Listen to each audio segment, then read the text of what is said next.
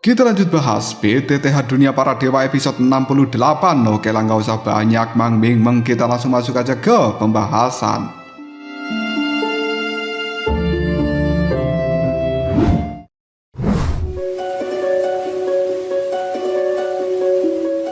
Malam hari telah tiba, cahaya bulan menyinari langit, dan kali ini sudah larut malam. Beberapa ruangan di dalam halaman Klan Xiao masih memiliki lampu yang menyala. Salah satunya merupakan kamar dari King Mu'er yang ada di bagian barat. King Mu'er terduduk di dalam kamarnya dan dia termenung memikirkan berapa lama lagi ia bisa bertemu dengan Zhou Yan setelah kepergiannya. Rasa sakit dan juga rasa rindu yang tidak tertahankan sudah muncul di dalam hati dari King Mu'er. Di depan kamar dari King Mu'er adalah kamar dari Zhenny. Gadis cantik itu sekarang juga membolak-balikan buku yang besar dengan teliti melakukan pemeriksaan dan juga perhitungan. Sebenarnya Zhenny ingin ikut menemani Zhou Yan di dalam petualangannya, tapi dia tahu betul bahwa kali ini dia adalah orang yang memiliki tanggung jawab paling besar mengelola aliansi bisnis dan juga kediaman dari Klan Xiao. Dia harus mengurus urusan Zhou Yan dari dalam dan juga dari luar kediaman. Zhenny hanya bisa menghela nafas yang panjang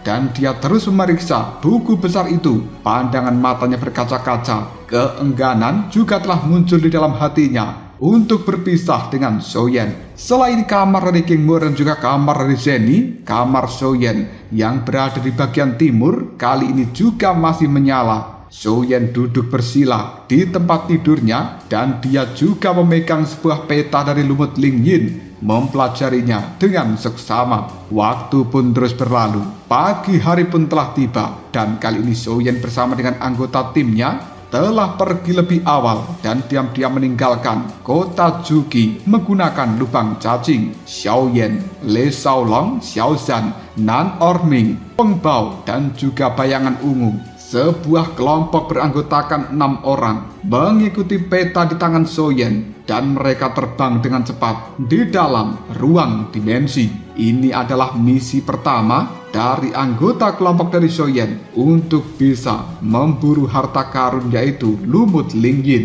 Namun penandaan yang ada di peta milik Zhou Yan cukup buram dan perjalanannya juga cukup panjang. Butuh waktu lebih dari setengah bulan sebelum pada akhirnya kelompok dari Zhou Yan ini berhasil mencapai lokasi kemunculan lumut Ling Yin yang ditunjukkan pada peta itu. Xiao Zhan yang ada di samping dari Zhou Yan, dia kemudian bertanya, "Tuan Muda Xiao, apakah lumut Ling Yin itu benar ada di tempat ini?" Zhou Yan kembali memastikan tempat dan juga titik yang ada di peta. Lalu dia menganggukkan kepalanya. Yang terbentang di hadapan Zhou Yan saat ini adalah sebuah pegunungan yang sangat luas dengan awan yang berputar-putar di atasnya. Hutan-hutan yang luas juga telah menyelimuti seluruh area ini. Zhou Yan mulai mengaktifkan kekuatan jiwanya yang kemudian dia menyusuri hutan itu dan menemukan adanya kabut-kabut beracun. Hal itu membuat Zhou Yan paham bahwa tingkat kesulitan untuk menemukan lumut Ling Yin jauh melebihi imajinasinya. Selain itu, Zhou Yan juga telah menemukan adanya energi-energi yang berkelebat secara acak dan itu benar-benar tidak beraturan,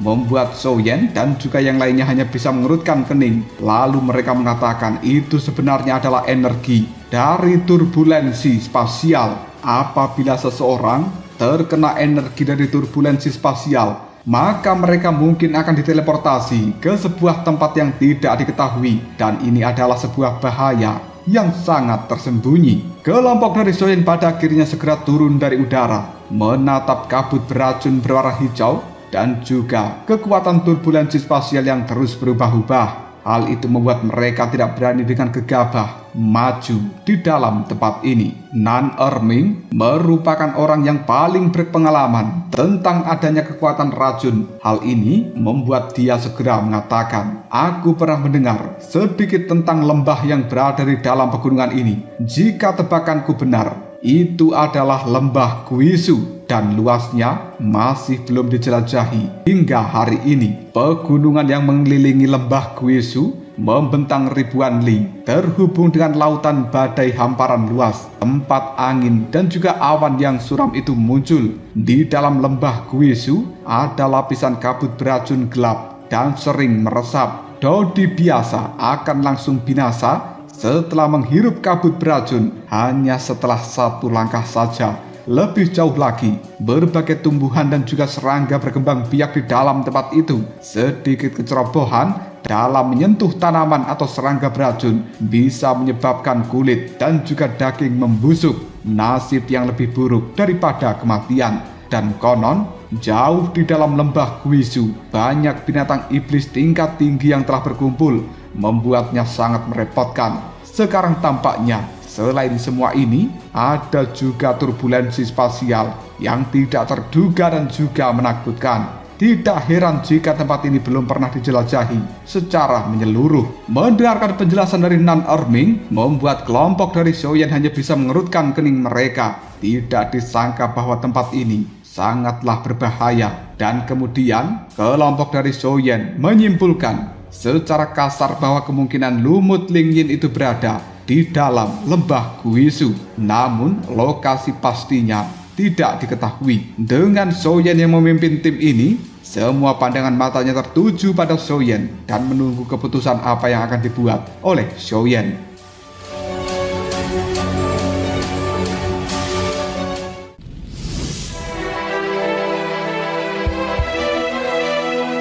Tak lama kemudian setelah Xiaoyan membuat sebuah pertimbangan, dia pun berkata, meskipun tempat ini luas dan juga cukup berbahaya, tujuan kita adalah menemukan obat. Bagaimana mungkin kita akan menyerah begitu saja? Asalkan kita berhati-hati menghindari turbulensi spasial, mungkin akan berhasil. Namun tempat ini juga dikelilingi oleh energi beracun dan tubuh kita seharusnya mampu menahannya untuk sementara waktu. Tapi jika kita tinggal di dalam lembah ini terlalu lama, aku khawatir kita tidak akan pernah berhasil. Ucapan dari Xiaoyan itu membuat anggota kelompoknya hanya bisa menganggukkan kepalanya. Mereka sudah jauh-jauh sampai di tempat ini dan tidak mungkin harus kembali pulang tanpa membawa hasil apapun. Tidak lama kemudian Nan Erming melambaikan tangannya dan mengeluarkan beberapa botol berwarna merah dari dalam cincin penyimpanan. Dia memberikannya pada Xiaoyan sambil berkata, Tuan Muda Xiaoyan, kau bisa tenang dalam hal ini. Aku Nan Erming telah melakukan banyak penelitian tentang kabut beracun dan obat ini adalah pil merah ular. Selama Anda menahannya di dalam mulut, maka obat ini akan melindungi Anda dari berbagai macam racun selama 12 jam. Namun, aku pergi terburu-buru kali ini dan tidak membawa banyak pil merah ular. Xiaoyan pun membuka botol giok berwarna merah itu yang kemudian dia mengeluarkan salah satu pil dari dalamnya lalu berkata, apakah pil merah ular membutuhkan bahan khusus untuk dimurnikan dan apakah prosesnya cukup sulit? Nan Erming kemudian menjawab, pil merah ular adalah penawar khusus. Bahan-bahan yang dibutuhkan tidak rumit,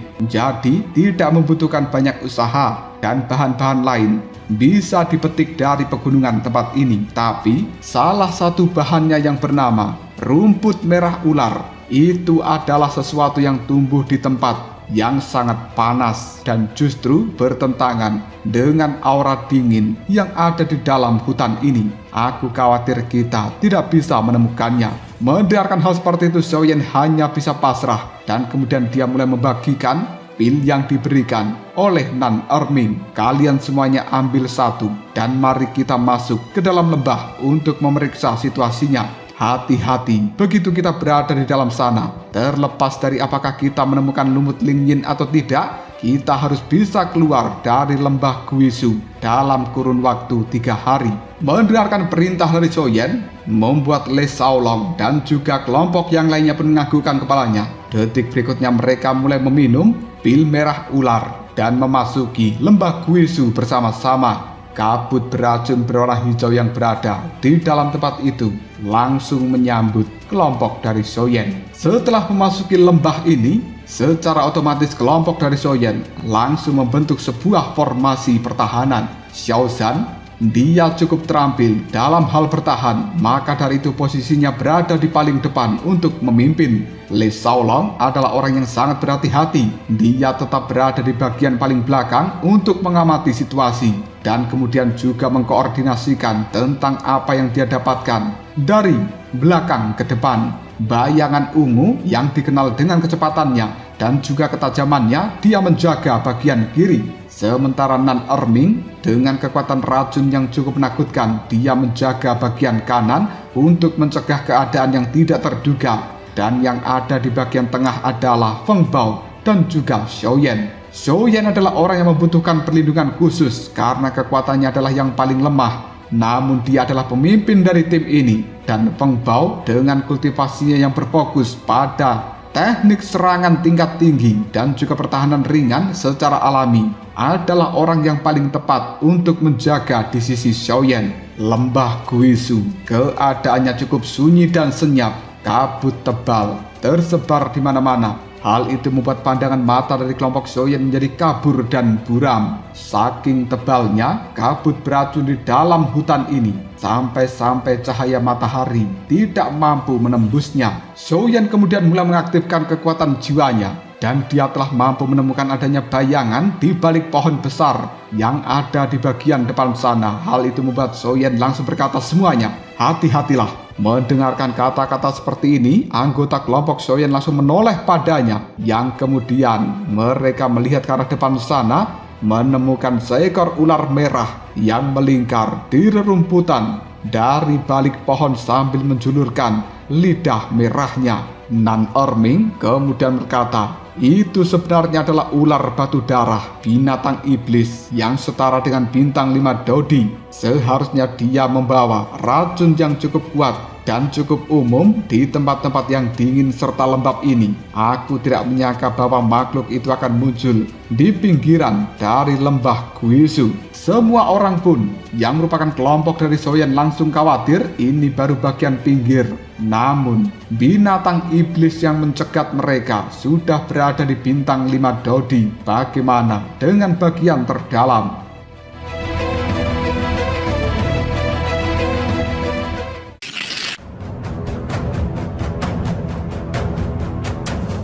Pandangan mata dari Xiaoyan pun menyipit dan kemudian dia memfokuskan matanya pada ular merah itu. Lalu Xiaoyan telah menemukan sesuatu pada tubuh ular merah, membuatnya mengangkat keningnya sambil berkata, sepertinya ular ini telah terluka parah. Hal ini adalah sebuah kesempatan yang bagus. Tidak lama kemudian Xiao Zhan langsung melompat, melepaskan 2 tinju besar dan kemudian mendarat di ekor dari ular merah. Tabrakan yang sangat keras bahkan telah membuat area di sekitarnya langsung terguncang. Ular merah itu juga langsung terlempar ke belakang cukup jauh. Tubuh dari bayangan ungu tiba-tiba saja menghilang, dan ketika dia muncul kembali sudah berada di hadapan dari ular merah. Tanpa menunggu waktu yang lama, bayangan ungu mengayunkan pedang kembarnya yang kemudian seras mengenai luka yang sudah berada di tubuh dari ular merah itu. Hal ini membuat sang ular merah hanya bisa berteriak kesakitan.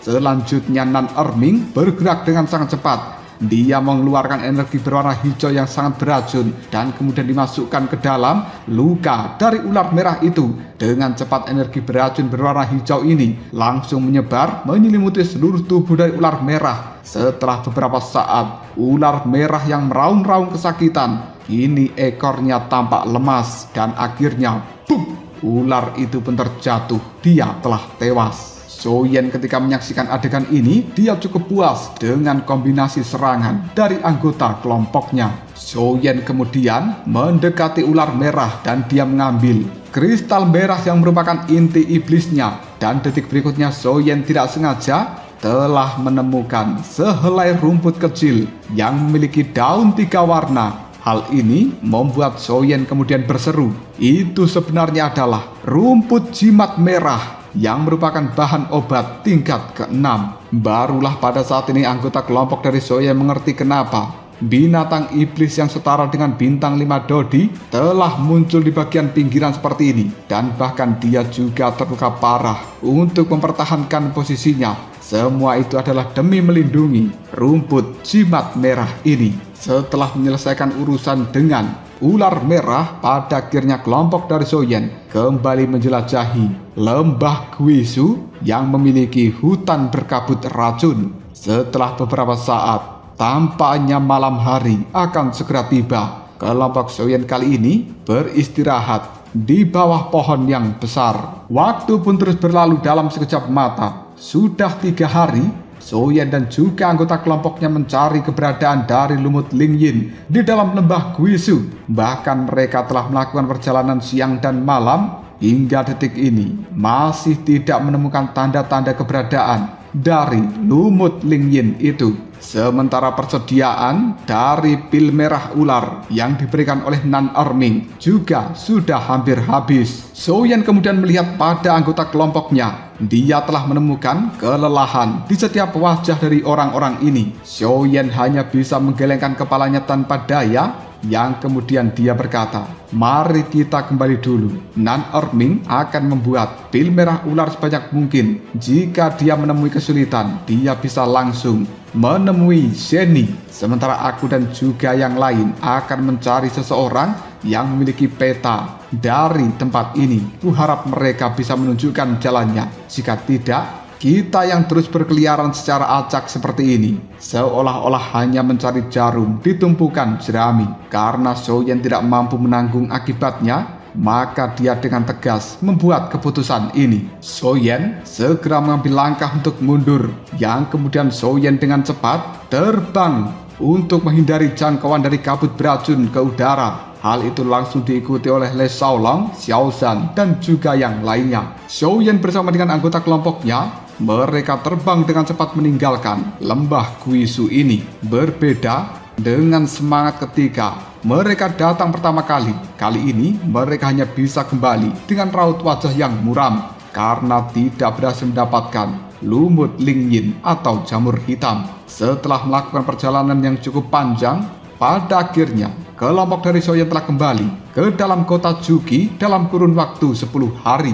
Mereka langsung melewati titik teleportasi untuk menuju pasar Taobao. Tanpa ragu lagi Soyen pergi menuju kios untuk mencari pria paruh baya penjual jamur hitam yang telah memberikan peta dari lumut Lingyin pada Soyen saat itu. Soyen merasa cukup senang ketika dia melihat bahwa pria parubaya penjual jamur hitam masih berada di tempatnya. Hal itu membuat Soyen kemudian mulai menyapanya. "Bos, kita bertemu lagi." Pria parubaya penjual jamur hitam mendongak untuk melihat pada Soyen, dan kemudian sebuah kegembiraan muncul di wajahnya, lalu berkata, "Tuan muda, silahkan lihat-lihat. Barang yang aku jual benar-benar semuanya asli, berkualitas tinggi dan juga terjangkau." Soyen menggelengkan kepalanya sambil berkata, "Bos, apakah kau tidak ingat denganku?" Pria parubaya ini terdiam untuk sejenak. Dia merasa cukup familiar dengan wajah Soyen,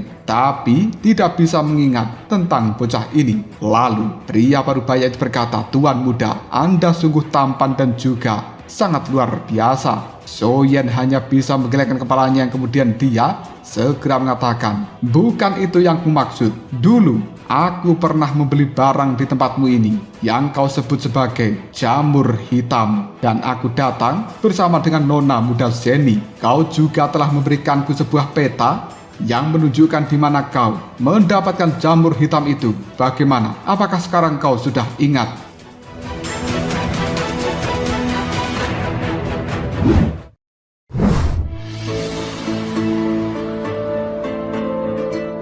Pria parubaya penjual jamur hitam ini hanya bisa menganggukkan kepalanya, yang kemudian raut wajahnya penuh dengan kewaspadaan. Lalu dia berkata di dalam hatinya, "Mungkinkah ada sesuatu yang salah dengan benda yang aku jual saat itu?" Dan mereka kembali untuk menuntut balas dan meminta ganti rugi denganku. Pria parubaya ini kemudian mengatakan, "Tuan muda, ternyata itu adalah Anda. Mohon maaf, penglihatan dan juga ingatanku benar-benar buruk. Apa yang ingin Tuan muda beli kali ini? Aku akan memberikan diskon yang besar. Kira-kira 20%. Bagaimana? Soyen hanya terdiam dan kemudian pria parubaya itu berkata di dalam hatinya, bocah ini telah datang bersama dengan orang-orang yang tidak terduga. Setidaknya mereka semuanya berada di bintang 5 Dodi. Dan pemuda ini pada saat itu juga telah datang. Terakhir kali telah ditemani oleh nona muda Zeni yang sangat cantik. Sebenarnya siapa pemuda ini? Apakah identitasnya? Sangatlah luar biasa. Xiaoyan tidak bertele-tele, yang kemudian dia berkata, sejujurnya aku datang kali ini untuk menanyakan lokasi spesifiknya dari jamur hitam yang telah kau temukan. Mendengarkan hal seperti itu, pria parubaya tersebut menghela nafas dalam-dalam, yang kemudian dia berkata, Tuan muda, bukankah aku sudah menandainya pada peta yang aku berikan pada dirimu pada saat itu? Soyen pun langsung melambaikan tangan, mengeluarkan peta dari dalam cincin penyimpanan dan menunjuk pada tempat yang ditandai sambil berkata, tempat ini telah dikelilingi oleh pegunungan dan diselimuti kabut beracun. Bisakah kau menandainya dengan jelas untukku? Sebuah kilatan licik muncul dalam pandangan mata pria parubaya ini, yang kemudian dia mengatakan, barang apa itu, Tuan muda, sehingga kau rela pergi ke tempat yang berbahaya seperti ini? Xiaoyan, dia melambaikan tangannya mengeluarkan 10.000 koin tanda naga dari dalam cincin penyimpanan dan dia mengatakan, bukan barang apa-apa, tandai saja lokasi, tepatnya dari jamur hitam yang kau dapatkan, dan 10.000 koin tanda naga ini akan menjadi milikmu. Raut wajah dari pria parubaya, penjual jamur hitam, yang awalnya terlintas sebuah keserakahan, pada saat ini lenyap seketika digantikan dengan tatapan mata kosong, yang kemudian pria parubaya penjual jamur hitam itu berkata, Tuan muda, bukan berarti aku tidak ingin menandai lokasi barang itu dengan jelas, hanya saja aku benar-benar tidak bisa menandainya dengan akurat. Soyen hanya bisa mengerutkan keningnya ketika dia mendengarkan jawaban seperti ini. Soyen kemudian mulai melakukan analisa, mengingat kekuatan dari pria parubaya yang hanya berada di bintang 4 Dodi ini. Jelas mustahil bagi dirinya untuk bisa mendapatkan lumut Ling Yin yang ada di dalam lembah Guisu. Soyen menduga bahwa kemungkinan besar orang yang telah mendapatkan lumut Ling Yin itu bukanlah pria parubaya ini dan juga anggota kelompoknya. Dan pria parubaya ini hanya secara acak memberikan tanda di dalam sebuah peta supaya dia bisa mengelabuhi Soyen agar lumut Ling Yin pada saat itu bisa terjual. Melihat perubahan raut wajah Soyen yang menjadi menyeramkan, membuat pria parubaya ini cukup ketakutan, yang kemudian dia tidak bisa berbohong lagi, berkata secara jujur, Tuan muda, sejujurnya benda itu bukan aku yang mendapatkannya, dan benda itu telah didapatkan oleh kelompok tentara bayaran Behisi. Kita bertempur selama beberapa bulan di tempat yang angker itu, menanggung kesulitan dan nyaris tidak lolos dari kematian untuk bisa mendapatkannya. Meskipun aku tidak tahu apa kegunaan dari jamur hitam itu, pasti itu adalah sebuah harta karun yang luar biasa. Tuan muda, Anda memiliki penilaian yang cukup baik untuk bisa mendapatkan harta karun ini dengan harga murah. Jadi mohon maaf, bukan maksudku untuk menipu Anda pada saat itu, tapi aku juga sudah tidak bisa membuat alasan apa supaya benda itu bisa terjual.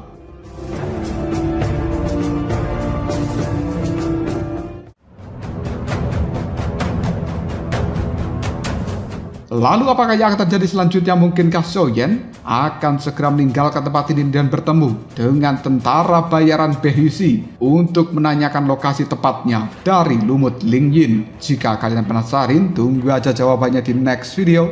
Kau browser.